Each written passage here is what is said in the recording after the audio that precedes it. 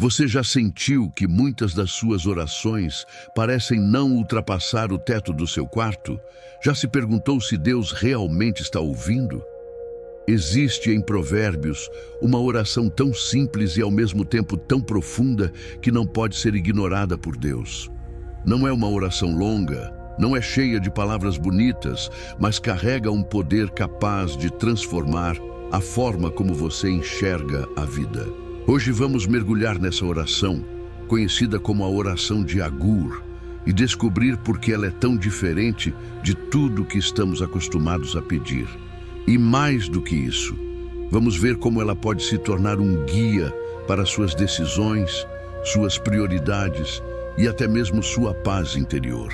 Ao longo do vídeo, vou trazer histórias reais, analogias e experiências pessoais que vão fazer você se identificar profundamente. Prepare-se, porque essa não é apenas uma reflexão bíblica, é um convite para enxergar a oração de um jeito totalmente novo, mais íntimo, mais autêntico e impossível de ser ignorado por Deus. Pouca gente percebe que, em meio a tantos conselhos práticos de Provérbios, existe uma oração que muda completamente a forma de enxergar a vida. É a oração de Agur, um homem que não pediu riqueza nem fama, mas duas coisas simples e ao mesmo tempo profundas: verdade e sustento diário. Ele não se preocupou em impressionar a Deus com palavras bonitas, mas abriu o coração como quem fala com um amigo próximo. É curioso como, quando paramos de tentar parecer fortes, é aí que nossa fraqueza encontra o cuidado divino. Essa oração é como o alicerce de uma casa. Ninguém vê, mas sem ele a construção não se sustenta. Quando Agur pediu por verdade e por aquilo que fosse suficiente para o dia, ele estava construindo uma base firme para suportar as pressões da vida. Quem já tentou erguer uma parede em terreno instável sabe como tudo desmorona rápido. Da mesma forma, quem vive de aparências ou de excessos logo percebe que nada disso se sustenta. O valor está no simples que dura. E talvez seja isso que mais nos chame a atenção. A oração de Agur não está preocupada em parecer grandiosa, mas em ser genuína. É como aquele conselho da avó que parece simples demais, mas quando seguimos, descobrimos que ele resolve muito mais do que imaginávamos. Essa postura abre espaço para o próximo ponto. Afinal, por que começar pedindo verdade e não outra coisa? Quando Agur pede a Deus que o afaste da falsidade e da mentira, ele revela um segredo que muita gente ignora. Viver em mentira é viver em prisão. Quem já mentiu para agradar alguém ou para fugir de um problema sabe como isso se torna um peso. É como andar com um espelho quebrado. Você se olha, mas nunca consegue se ver inteiro. A mentira fragmenta, enquanto a verdade integra. E o curioso é que, no fundo, todos sabemos quando estamos fugindo da verdade, mesmo que ninguém mais perceba. Pedir por verdade é pedir por liberdade. Imagine uma pessoa que finalmente decide abrir as finanças da família e encarar as dívidas de frente. Dói no início, mas é só a partir desse choque de realidade que vem a oportunidade de mudança. Da mesma forma, quem decide parar de viver escondendo sentimentos, começa a experimentar relacionamentos mais profundos. É como tirar uma mochila pesada depois de uma longa caminhada. Você descobre o alívio que sempre esteve disponível. Esse pedido, por mais simples que pareça, é um dos mais ousados que alguém pode fazer. Porque a verdade nem sempre é confortável, mas sempre transforma. Quem escolhe viver assim, abre mão da ilusão para abraçar a realidade. E esse movimento tem um poder enorme, pois quem aprende a andar, na verdade, consegue enxergar o equilíbrio que vem no próximo pedido de Agur. Não ser nem pobre, nem rico, mas encontrar o ponto certo no meio da caminhada. Poucos entendem o peso dessa frase de Agur. Não me des nem a pobreza, nem a riqueza. Parece até contraditório, porque vivemos numa sociedade em que quase todo mundo sonha em enriquecer. Mas Agur não pedia pouco porque não acreditava em abundância. Ele pedia equilíbrio. É como alguém que não quer um prato vazio, mas também não quer se empanturrar a ponto de perder a saúde. Esse pedido revela maturidade, porque mostra que a verdadeira prosperidade não é medida pelo excesso, mas pelo suficiente. Quem já viveu extremos sabe disso na pele. A pobreza pode esmagar sonhos e dignidade, enquanto a riqueza mal administrada pode aprisionar numa vida de preocupações sem fim. É como andar numa corda bamba. De um lado, o risco da falta, do outro, o peso da sobra. O segredo está em manter o equilíbrio, aquele ponto em que você vive com gratidão pelo que tem, sem se tornar escravo do que falta ou do que sobra. Esse equilíbrio na prática traz paz de espírito, e é curioso como isso se aplica em áreas além do dinheiro. Quantas vezes uma pessoa busca o excesso de reconhecimento e perde a paz? Ou então se afunda na ausência de autoestima e não enxerga seu valor. Agur nos mostra que o segredo está nesse meio termo, onde há segurança, sobriedade e descanso. Mas logo vem a pergunta: por que o excesso, especialmente o da riqueza, pode se tornar uma armadilha tão perigosa? O excesso parece sedutor. Quem nunca pensou que, se tivesse muito dinheiro, todos os problemas seriam resolvidos? Mas a verdade é que o excesso tem o poder de distorcer prioridades. Uma pessoa que acumula além do necessário corre o risco de confiar mais na conta bancária do que em Deus, ou em sua própria capacidade de viver com simplicidade. É como alguém que confia tanto no guarda-chuva que esquece de olhar se realmente vai chover. O excesso cria uma falsa segurança, e essa falsa segurança é traiçoeira. É por isso que tantas histórias mostram milionários infelizes, presos em relacionamentos superficiais ou sufocados por preocupações. O que deveria ser bênção se transforma em prisão dourada. Quem depende só da abundância material descobre cedo ou tarde que nada disso satisfaz a alma. E se parar para pensar, verá que o excesso de riqueza exige manutenção, vigília, proteção. E isso por si só já rouba a leveza da vida. Talvez seja por isso que Agur preferiu pedir o suficiente. Porque no suficiente existe paz. E na abundância descontrolada, muitas vezes existe ruído.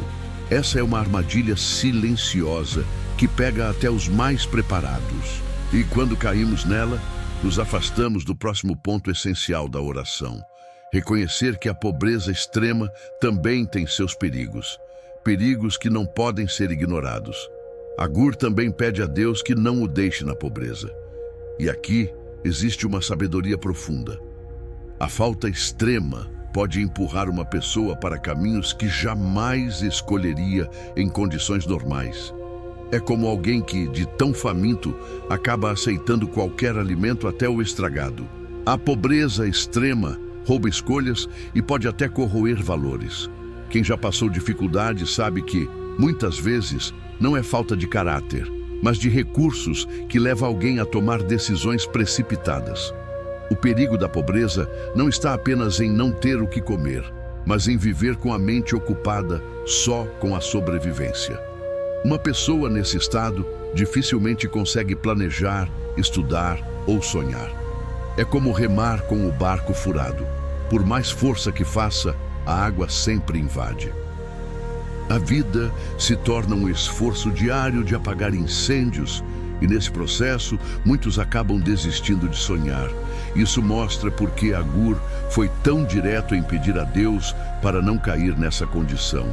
E a grande lição aqui é perceber que a pobreza extrema não é romântica, como alguns idealizam.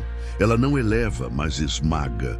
Por isso, pedir livramento desse fardo é sinal de humildade e sabedoria. Ao mesmo tempo, Agur abre espaço para nos ensinar que existe uma forma de prosperidade que não se mede pelo saldo da conta bancária, mas pelo coração em paz. Essa é a riqueza invisível que chamamos de contentamento. Contentamento é aquela paz silenciosa de quem olha para a vida e consegue dizer: eu tenho o suficiente. Não significa estagnação, mas gratidão. É como sentar-se à mesa com um prato simples e ainda assim sentir que nada falta. Muitas vezes, quem vive correndo atrás de mais nunca percebe o valor do que já tem. E o curioso é que quanto mais se agradece pelo pouco, mais se descobre que nunca se esteve vazio. Essa riqueza invisível é o que dá força para enfrentar os dias difíceis sem perder a esperança. Quem é contente não vive comparando, não se perde no jogo de quem tem mais ou menos. É como alguém que aprendeu a dançar na chuva em vez de esperar a tempestade passar.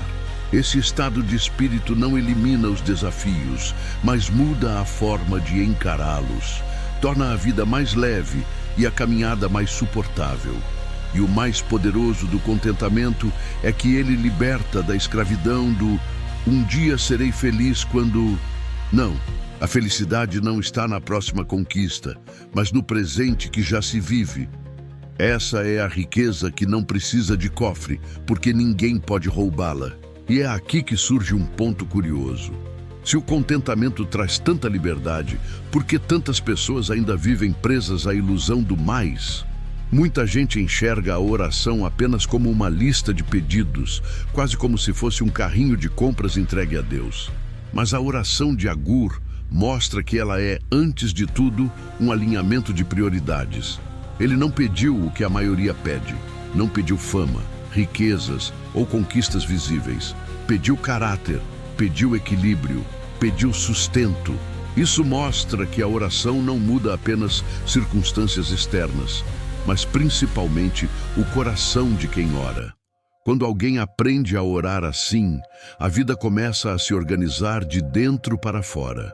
É como alinhar os ponteiros de um relógio. De repente, tudo que parecia desajustado começa a fazer sentido.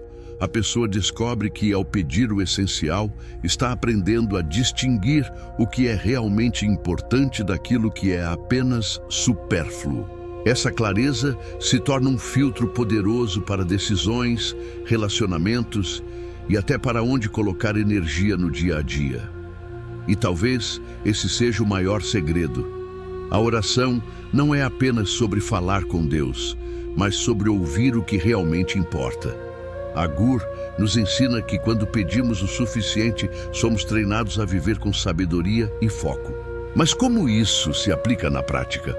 Será que existem exemplos de pessoas hoje que vivem exatamente esse tipo de oração e conseguem experimentar paz no meio do caos? É fácil pensar que a oração de Agur é apenas uma antiga poesia, mas ela continua viva em histórias reais. Pense em alguém que decide não se endividar para impressionar os outros, mas vive com simplicidade. Ou naquele pai de família que, mesmo sem luxos, consegue dar educação, valores e amor para os filhos. Essas pessoas talvez não tenham riquezas no sentido tradicional, mas carregam uma prosperidade que muita gente rica inveja. Um exemplo muito comum é o de empreendedores que escolheram não crescer além do que poderiam administrar com saúde. Eles poderiam expandir mais, faturar mais, mas decidiram preservar tempo com a família e a qualidade de vida. Esse equilíbrio mostra o espírito da oração de Agur. Ter o suficiente, viver com verdade e manter o coração em paz. Não é falta de ambição, é sabedoria em reconhecer limites. Essas histórias nos lembram que aplicar essa oração não é algo distante, mas totalmente prático. É sobre escolhas diárias que revelam o que realmente importa. E quando olhamos para esses exemplos, surge uma provocação. Se a oração de Agur pode moldar decisões financeiras, emocionais e espirituais, o que aconteceria se cada um de nós começasse a praticá-la com seriedade? Chegamos ao fim dessa jornada, e talvez a maior lição que essa oração de Provérbios nos deixa é que Deus não está tão interessado na quantidade do que pedimos, mas na qualidade do nosso coração. Agur não pediu riquezas, nem fama, nem vitórias humanas. Ele pediu equilíbrio, verdade e sustento. E é justamente por isso que essa oração se torna irresistível para Deus. Se você colocar em prática essa forma de orar, não apenas suas palavras mudarão, mas toda a sua vida começará a refletir paz, clareza e propósito. A verdadeira oração não é um discurso para convencer Deus, mas um exercício que molda o nosso interior para vivermos o que Ele já preparou para nós. Então, que tal hoje mesmo começar a praticar a oração impossível de ser ignorada? Coloque em suas palavras o pedido por verdade, simplicidade e o suficiente para viver com dignidade.